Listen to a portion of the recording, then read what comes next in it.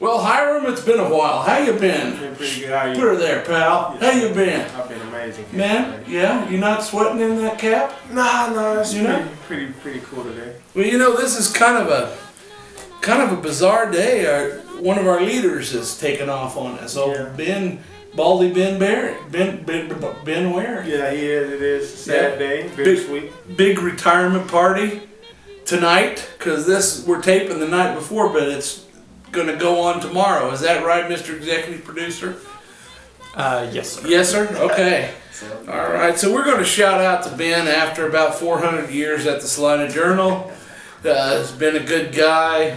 amazing. He's been an amazing guy, good mentor. Very fun to work with. He hasn't thrown things at me more than 3 or 4 times. So, anyway, salute. So here we go. Welcome to your old news update. I'm Izzy Fitz, and who in the heck are you? I'm Hiram Clapsaddle. Hiram Clapsaddle from Poughkeepsie, Illinois, right? No, I don't know where you're from. Let's shout out to our sponsors. Okay. We've already shouted out the band. Let's shout out Eagle Crest Retirement Community, 1501 East Magnolia. Howdy. Headley's Clothing, 1829 South 9th. Shirt by Headley's. And Smoky Hill Museum, 211 West Iron. And I believe you are up first, young man. Yes, I am. Dateline, Topeka. This is something that occurs, I guess, every year almost. Makes you sick, too. Yeah, definitely.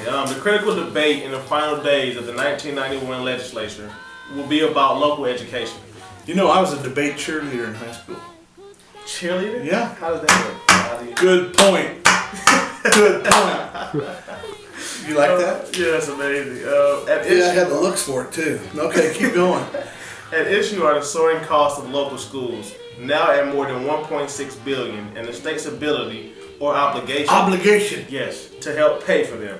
The House has passed a $120 million income tax increase with revenue dedicated to school aid and a budget for the Department of Education that includes a $99 million increase in state aid to local districts.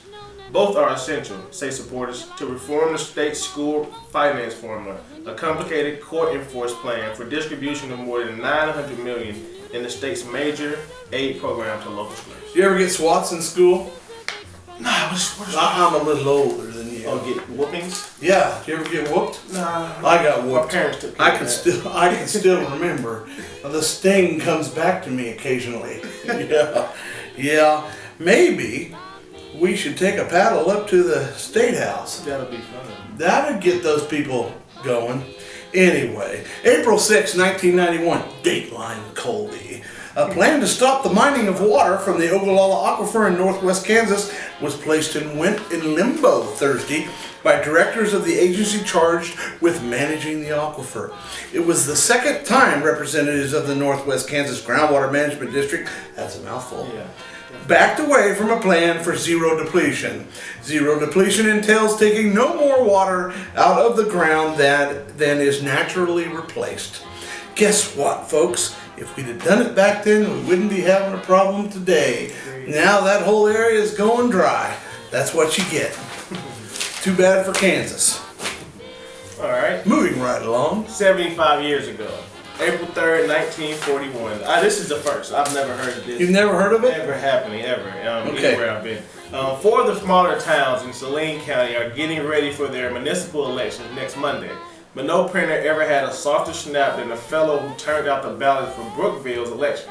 Because Brookville people will have to write in the names of all their candidates. Nobody filed for office. Nobody? Nobody. Absolutely nobody? That's pretty crazy. Not even Barney Fife or Otis or nobody? Nobody. Nobody. It is whispered that some of the Brookville people were hoping no one would remember there was an election coming up, thereby saving no end of bother. But someone did remember, so they would have to go through that again. It's the law. It's the law. Yeah, well, that happens a lot out here in these parts. Yeah, no, let me find, there was one more here.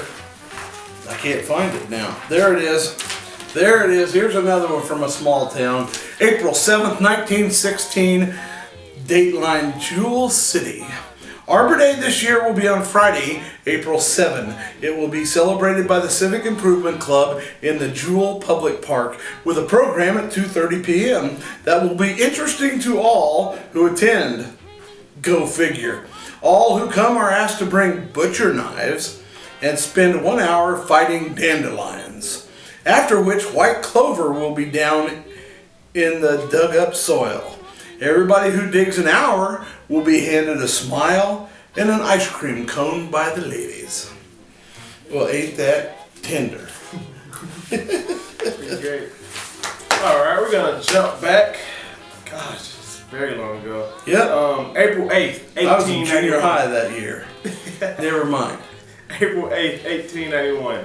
Dateline, Bridgeport, Connecticut. P.T. Barnum's attending physician, Dr. C.C. Godfrey, has been in attendance upon Mr. Barnum all night. He stated to the United Press representative at 10 o'clock this morning that he believed the famous showman would not live many hours. It's a sad, sad day for the greatest show on earth. Yeah. Three-ring circus. Yeah.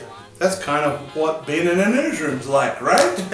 Every day. We'll read more about the way things used to be in the look back section of Sunday's Salina Journal. We'll see you yesterday. Yeah.